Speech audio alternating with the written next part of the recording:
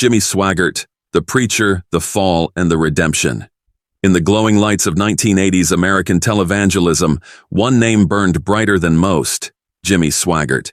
With a voice that could tremble the soul and a tear-streaked plea for salvation that echoed through millions of television sets, Swaggart became a towering figure of faith, charisma, and controversy.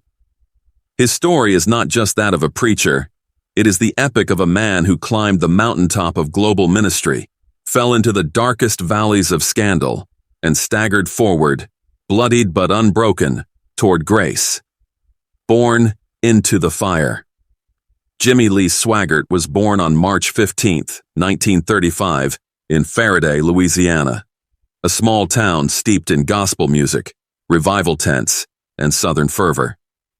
He was cousin to both Jerry Lee Lewis, the wild rock and roll pianist, and Mickey Gilley, a country music star. But Jimmy was different. While his cousins lit up dance halls and nightclubs, Jimmy's stage was the pulpit, and his soundtrack was sacred.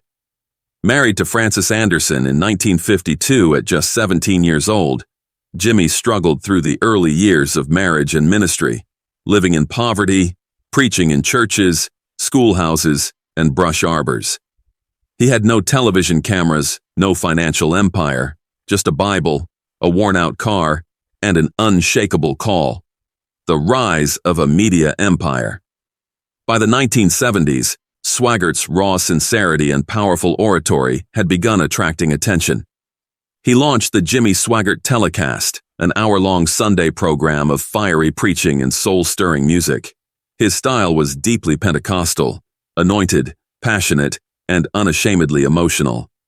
Swaggart sang hymns with tear-choked fervor, often pausing to weep mid-sermon. He preached against sin, secularism, and spiritual compromise with unmatched zeal. The camera loved him. So did the viewers. By the mid-1980s, his reach extended to over 3,000 television stations and cable systems worldwide. He founded Family Worship Center in Baton Rouge, Louisiana, and developed Jimmy Swaggart Bible College. His publishing house produced gospel tracts, music albums, and sermons. Donations poured in, tens of millions annually. He wasn't just a preacher. He was an empire. The fall heard around the world. But then, in 1988, the heavens cracked. News broke that Jimmy Swaggart had been involved with a prostitute in a sordid scandal uncovered by fellow evangelist Marvin Gorman, whom Swaggart had previously accused of adultery. The images were damning, the hypocrisy breathtaking.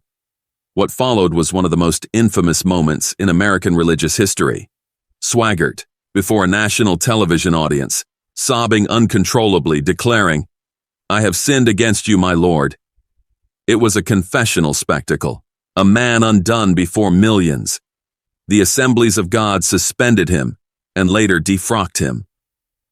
In 1991, after a second scandal involving another prostitute, many assumed his ministry was finished for good, redemption or ruin. But Jimmy Swaggart refused to disappear. He returned to his pulpit at Family Worship Center and continued preaching, broadcasting, and publishing, though never again on the scale of his 1980s heyday. His critics saw him as a man who had never fully repented. His supporters saw him as a broken vessel, still used by God. He shifted away from denominational oversight and established a more independent ministry. Over the years, Swaggart's preaching took on a deeper focus on the cross, justification, and the message of the finished work of Christ. His ministry, while smaller, remained surprisingly resilient. Today, Sun Life Broadcasting Network, SBN, operated by Swaggart and his family, continues to reach viewers worldwide. His sermons, still tearful, still thunderous, carry the voice of a man who knows sin, shame, and the sobering taste of mercy. Legacy of a torn prophet. Jimmy Swaggart's life cannot be told without contradiction. He was a spiritual force, anointed and flawed. He preached holiness, yet fell tragically. He lost credibility in the eyes of many, yet retained a faithful following. For some, Swaggart remains a cautionary tale, a warning about pride, hypocrisy, and unchecked power.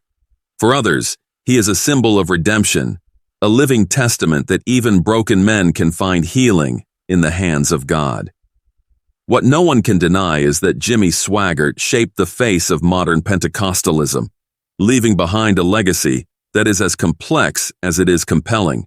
A man who touched heaven, stumbled into the mire, and still preaches with the fire of one who has been there and back again. I learnt from Jimmy Swaggart never to remain down when you fall. His fall could have sent him into oblivion with God and man, but he sought God's forgiveness and continued. What have you learnt from the life of Jimmy Swaggart? Please share in the comment section. God bless you.